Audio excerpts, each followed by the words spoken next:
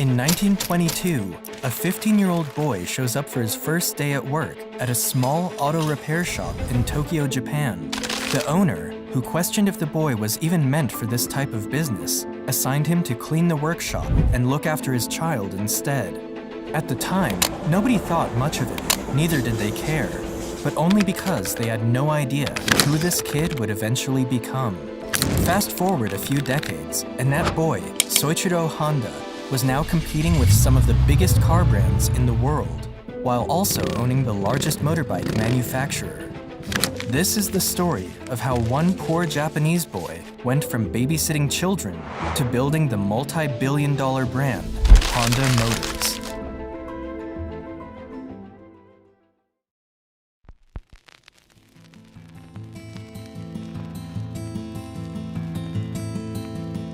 The story begins in 1906 in a small poverty-ridden village called Tenryu, Shizuoka, at the foot of Mount Fuji. It was there that Gihei Honda and his wife welcomed their first son, Soichiro Honda.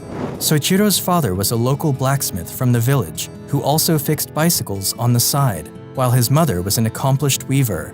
Raised in difficult economic situations, Soichiro lost 5 of his siblings growing up due to health issues. When Soichiro was 8 years old, he was going about his normal routine in the neighborhood when he heard a strange rumble that grabbed his attention. He followed the sound until he came across a big piece of strange machinery rolling along on 4 wheels. This machine was a Ford Model T, and Soichiro was left captivated by what he had just witnessed. It was the first car I saw. What a thrill!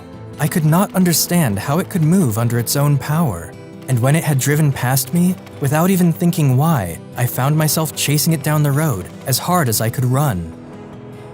This experience left a mark in his life that would forever change the way he would engage with machines. He learned how to wet the blades of the farm machinery and repair bicycles. He was fascinated by all kinds of engines and motors. But Soichiro hated the idea of going to school, and instead of pursuing a proper education, he spent the majority of his childhood helping his father with his bicycle repair business. His lack of interest in school affected his grades so terribly that he used some rubber that he found to forge his family's stamp on his grade reports. That way, his father wouldn't need to sign the paper and see his grades. Eventually, he got caught, and his father punished him by making him kneel on his knees for an entire day without lunch. In 1922, Soichiro came across a magazine ad for a Tokyo-based automobile servicing company called Art Shokai. He reasoned that, since the company was one of the most popular motorcar services in the city, they might be in need of new workers. So, he wrote a letter to Art Shokai, inquiring about a job, and luckily enough, he received a positive reply. So, at the age of 15, Soichiro dropped out of school, left home, and headed for Tokyo in pursuit of his dreams.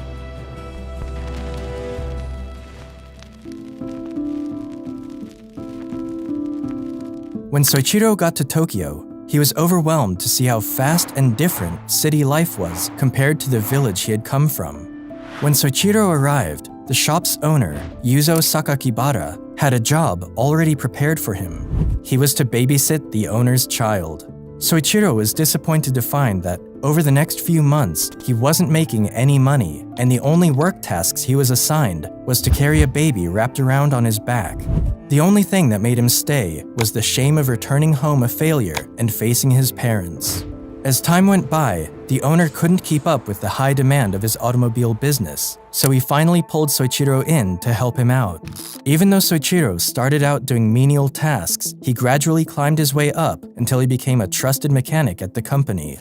His talent and dedication eventually caught the attention of the owner, who decided to take little Soichiro under his wing and teach him not only mechanical repairs, but the business side of the company as well. Although Sakakibara's repair work included both automobiles and bicycles, cars were not as popular then as they are today.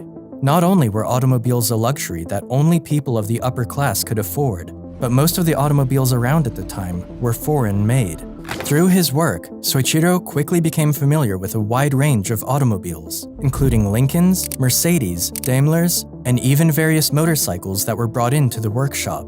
Soichiro poured everything he had into expanding his knowledge and understanding of his craft. It was through this company that Soichiro was also introduced to the world of motorsports. Around this time, motorsports were quickly gaining popularity around Europe, America, and even Japan. And in 1923, Sakakibara himself began to build racing cars with the help of his workers, including Soichiro.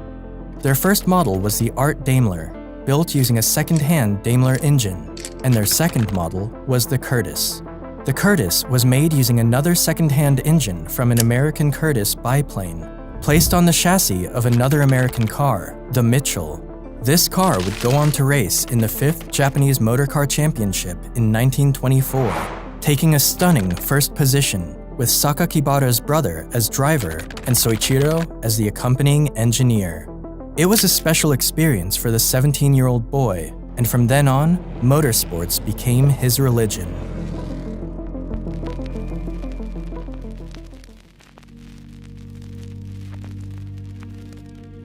In 1926, Soichiro was drafted for military service, but didn't pass the medical exams as they revealed that he was colorblind.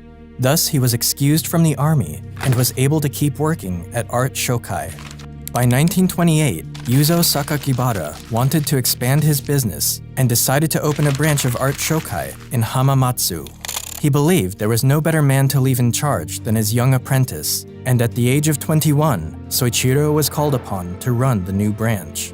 However, Soichiro's repair shop struggled during the first year, largely because people didn't want to entrust their cars with someone so new and so young. So, Soichiro had to live off the scraps that other repair shops cast aside. Still, the young man used all the knowledge and skill he had acquired over the years, and in time, he successfully managed to grow his business. By the 1930s, his new shop had grown from a one-man operation to a staff of 30 people. The branch grew at an incredible pace during the next few years, and with so much work to be done, Soichiro had to bring his wife in to help run the company.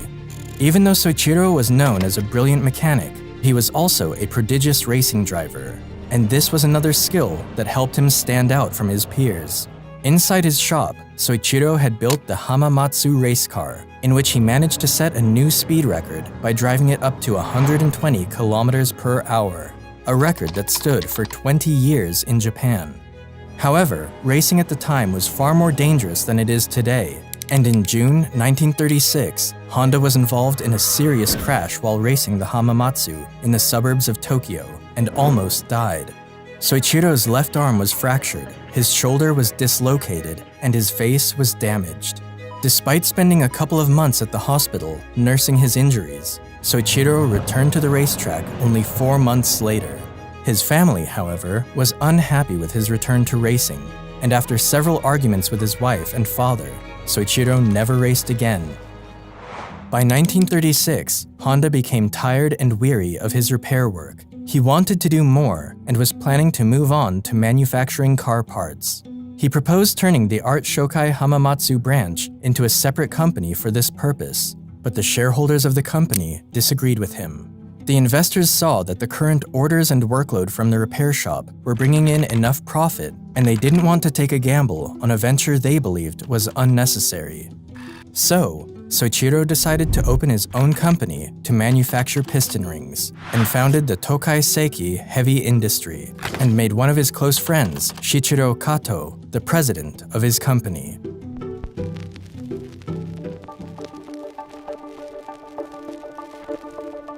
Soichiro and Kato worked tirelessly in their new venture, and together started the Art Piston Ring Research Center. Soichiro, in particular, was still working at his Hamamatsu branch, spending his days at the repair workshop and his nights developing pistons. For a long time, they struggled to make any breakthrough, and during the next couple of years, Soichiro had worked so much that he lost a lot of weight, causing his face to look emaciated. All the stress his body and mind were going through made him look like a completely different person, and after a series of failures, Soichiro decided to enroll as a part-time student at the Hamamatsu Industrial Institute to improve his knowledge of metallurgy.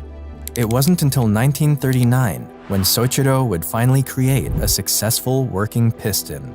Confident in his design, he quit his job at Art Shokai, handing the branch off to some of his trainees, and proceeded to work full-time at his new company. Honda began producing pistons day in and day out, but his creations were still flawed and nowhere near the quality they needed to be. Toyota contacted Soichiro to make pistons for the company, and out of the 50 he submitted, only 3 passed Toyota's standard. It was a big setback for Soichiro, but he didn't give up. He spent the next few years traveling around Japan, visiting steelmaking companies and universities to improve his knowledge of manufacturing piston rings. After gaining confidence in his knowledge and experience, Soichiro gave it another try. The result was incredible. Not only did his new pistons pass quality control, but orders also began to come in from all over the country, so much so that the company went on to employ around 2,000 people just to catch up with the orders. Things were starting to look great for Soichiro and his company, until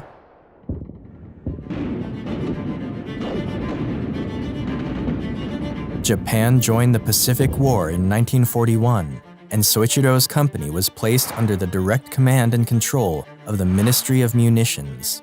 The following year, Toyota took over 45% of the company's equity, and Soichiro was downgraded from president to the position of senior managing director. Things went from bad to worse as many male employees began to resign as they were drafted for military service, and his company began to struggle. Soichiro did everything he could to keep his company afloat, but he wasn't ready for what was yet to come. In 1944, air raid sirens began to intensify in Japan, and it became very obvious that the country was headed towards defeat. Hamamatsu was in great danger, and Soichiro's company was struck by a direct bomb blast, destroying the factory. The company would go on to suffer a second misfortune in January 1945, when the Nankai earthquake shook the region and the Iwanta plant collapsed. Japan eventually surrendered in August 1945, but by then, Soichiro had nearly lost everything. After the war, Soichiro decided to sell what was left of his company to Toyota for a sum of 450,000 yen, and publicly told everyone that he was going to take some time off to figure out what the future would hold, as Japan was left in ruins.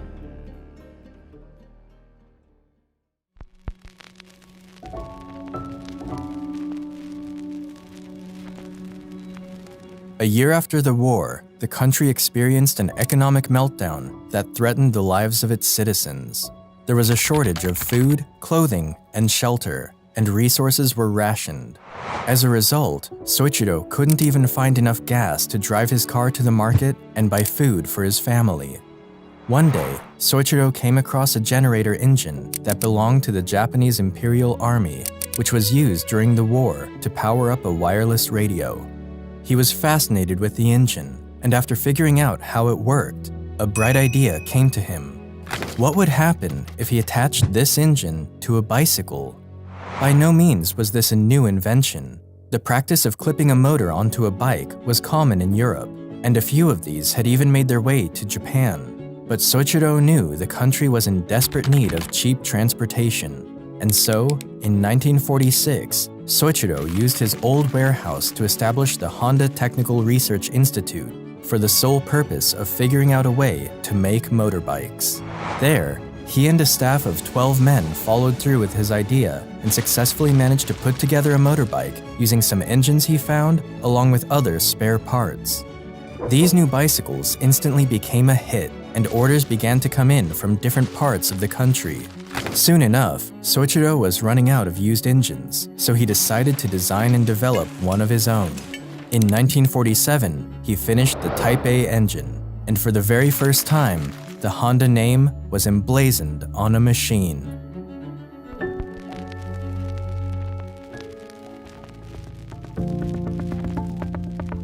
Soichiro founded the Honda Motor Company in 1948 with the initial goal of building motorcycles to help get Japanese workers around.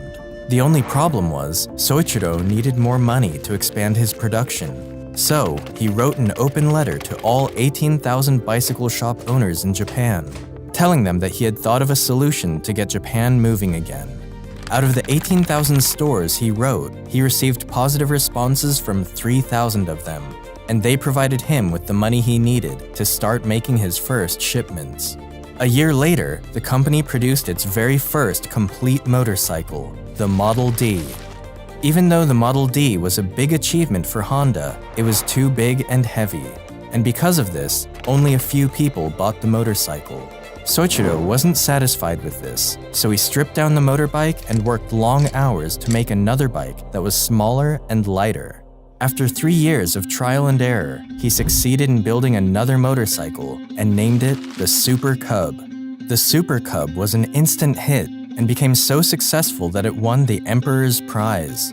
Honda also joined efforts with investor Takeo Fujisawa, who provided the capital he needed as well as financial and marketing strategies. This partnership became the foundation upon which the Honda Motor Company was built on. The Super Cub reached the United States in 1958 with a sticker price of just $295, which was a quarter of the price of what other American motorcycles cost. And thanks to the company's marketing and engineering skills, it soon outsold both Triumph and Harley-Davidson in their respective home markets. But by then, Soichiro had also expanded his motorcycle brand into the racing world. Racing at the time was more than a sport. It was the biggest platform for these manufacturing companies to showcase their cars and motorbikes to the rest of the world. So he traveled all over the world to see the races, studying and examining all the motorcycles of his competitors. In fact, throughout his career on the track, whenever a benchmark was set by one of his competitors, Honda would take this information home and strive to surpass it. It was this attitude that took Honda motorcycles from an awful and disappointing finish at their first international race in 1954 to the manufacturer's team prize at the 1959 Isle of Man TT, the biggest motorcycle race in the world. 2 years later, Honda would win again at the Isle of Man TT, and his success on the racetrack put the Honda name on the map. By the 1960s, Honda had become the biggest motorcycle company in the world. After the release of the Honda Dream in 1949, they had produced a total of 10 million motorcycles by 1968. However, becoming the biggest motorcycle company wasn't enough for Soichiro. There was another big dream he'd been chasing since he was 8 years old, and it was none other than entering the car-making industry.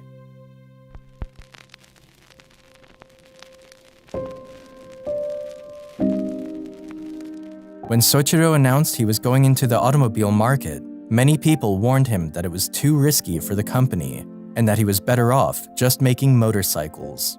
Around this time, Japan had Nissan, Toyota, and a few other companies who were competing in the tough world of the automobile market. And Japanese officials tried to convince Soichiro that the country didn't need another car manufacturer, but Soichiro didn't listen to their arguments. Honda debuted its first automobile in 1963 with the release of the T360 mini truck, a small but reliable pickup truck. Unfortunately, the mini truck never gained much traction, and it was soon followed with the company's first ever sports car, the S500. This S500 was a two-door roadster with a 4-speed transmission, capable of reaching 80 miles per hour. It was a smaller car, but it was smooth and easy to drive. But sadly, only around 1,300 cars of this model were built, making it one of the rarest Honda cars ever made. But just like Soichiro did with his motorcycles, Honda brought its cars into the racing world. The Honda RA271 made its Formula One debut at the 1964 Belgian Grand Prix. It only took 1 year for Honda to achieve a first-place victory at the 1965 Mexican Grand Prix with their new successor, the RA272.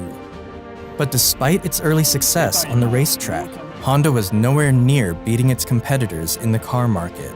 So they took a break from racing and turned their attention to building one of the most successful cars in the automobile market, the Honda Civic. Honda debuted their new model in 1972, and in the following years, it became one of the most popular cars in the world. One of the reasons for its success, especially in European and American markets, was due to the oil crisis of the 1970s. During this period, shortages of fuel spread all over the world. And to tackle this, Soichiro devised a brand new method for fuel management called the compound vortex controlled combustion. or CVCC for short. This allowed people to travel further distances with their car without burning too much fuel. The Honda Civic also tackled the pollution problem caused by exhaust gases by adding a catalytic converter to its vehicles, something that other big automakers didn't consider as much at the time. And just like that, Honda was rapidly becoming popular in the automobile market. Even though Americans might have bought the Civic out of necessity, it was the Honda Accord that really changed the game. Initially, the Honda Accord debuted as a compact hatchback, but it later expanded to sedans. This new model contained the same fuel-efficient feature as the Civic, but with a better moderate size, and thanks to their wider interior space and comfort, the Honda Accord would later become one of the best-selling sedans in the automotive history. At the beginning of the 80s, the Honda Motor Company was the third largest producer of cars in Japan, and by the end of the decade, it was the third biggest car company on the planet. Soichiro Honda retired from the company in 1973 and later died on the 5th of August, 1991. Looking back on my work, I feel that I was doing nothing more than mistakes, blunders, and serious omissions. But I am proud of the achievements. Although I did one mistake after another, my mistakes and failures never occurred for the same reasons. Honda has now expanded into multiple industries, including jets, boat engines, power equipment, and robots, to name a few. Thank you all for watching. Make sure to subscribe and like the video. Until then, I'll see you in the next one.